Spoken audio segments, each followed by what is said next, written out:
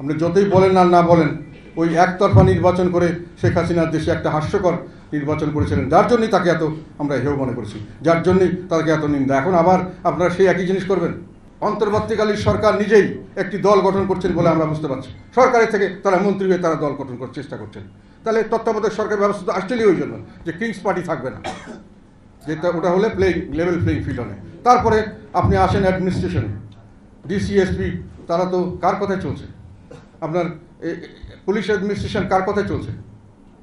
এখানে আমাদের লোকরা ইলেকশনে ভোট দিতে পারবে কি পারবে না? আমাদের কর্মীরা দাঁড়াতে পারবে কি পারবে না? তাদেরকে মামলা মোকদ্দমা দিয়ে এখনই জেলখানায় ঢুকিয়ে দেওয়া হবে না? সেই পরিস্থিতি পরিবেশে এসে সত্যিকার অর্থে নির্বাচন যদি আপনারা আবার আওয়ামী লীগের মতোই করতে চান, একতরফা নির্বাচন, ওই কয়েকটা দল নিয়ে, তারপরে আবার ওটা থেকে 2/3 মেজরিটি করে সব পাশ করিয়ে নিলেন, সব কিছু সংস্কার হয়ে গেল, এই ধরনের সংস্কার কি টেকসই হবে? এই ধরনের সংস্কারে কি রাষ্ট্র এগিয়ে যাবে? অস্থিরতা কি থামবে? দেশের অর্ধেক লোককে আপনি নির্বাচনী প্রসেসের বাইরে রাখলেন, আপনি রাষ্ট্রের সমস্ত কর্মকাণ্ড থেকে বাইরে রাখলেন, তারা কি বসে বসে আঙ্গুল চুষবে?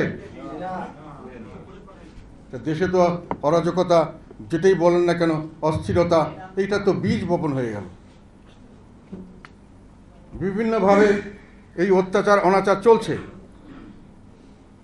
এখন আমাদের নেতাকর্মীদেরকে এইভাবে দেশের মানুষের অধিকার আদায়ের জন্য সামনের দিকে সংগ্রাম করতে হবে।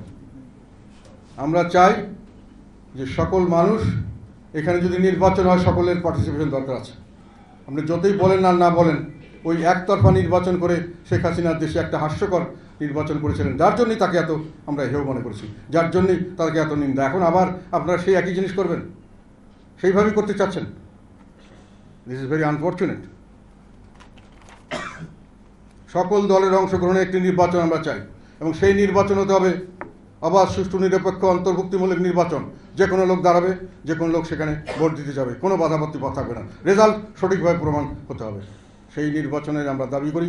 পরবর্তীকালে রাষ্ট্র সংস্কারের জন্য পার্লামেন্ট বসবে, সেখানে আমরা সংস্কার, আপনি প্রস্তাব দিতে পারেন, আমরা প্রস্তাব নিয়ে আসবো, এবং যেটা জনগণ গ্রহণ করবে সেভাবেই চালু থাকবে। সেইভাবে আমরা দেশকে এগিয়ে নিয়ে যেতে চাই। আর কোনো দল যদি বা কোনো সংস্থা, যে কোনো সংগঠন সরাসরি কোনো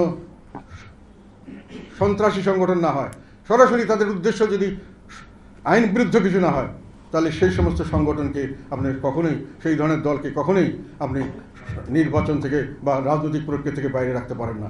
তাদের মধ্যে যদি কেউ সন্ত্রাসী কাজ করে, তাদের মধ্যে যদি কেউ কোনো খারাপ কাজ করে যেটা জনস্বার্থে বা দেশের স্বার্থে ক্ষতিকর, আপনি তাদেরকে ধরবেন, তাদের মধ্যে আপনি ইনভেস্টিগেট করবেন, বিচার করবেন, প্রমাণ করবেন, শাস্তি দেবেন। সেটি হলো নিয়ম।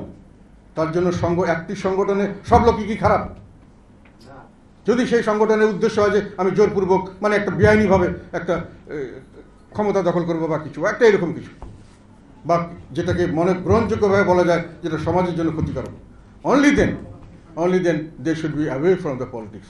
আদারওয়াইজ এই কান্ট্রি, এই দেশের প্রত্যেকটি নাগরিকের ভোট দেওয়ার অধিকার, এই দেশের প্রত্যেকটি নাগরিকের ভোটে দাঁড়ানোর অধিকার আছে।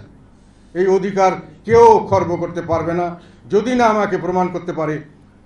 যদি কোনো সংগঠনকে প্রমাণ করতে পারে সেটা অন্য কথা, আর ব্যক্তিগতভাবে যদি প্রমাণ করতে পারে যে সে সত্যিকার অর্থে ক্ষতিকারক দেশের জন্য, তবে সেটা হতে হবে ন্যায় বিচারের মাধ্যমে, মব ট্রায়ালের মাধ্যমে নয়।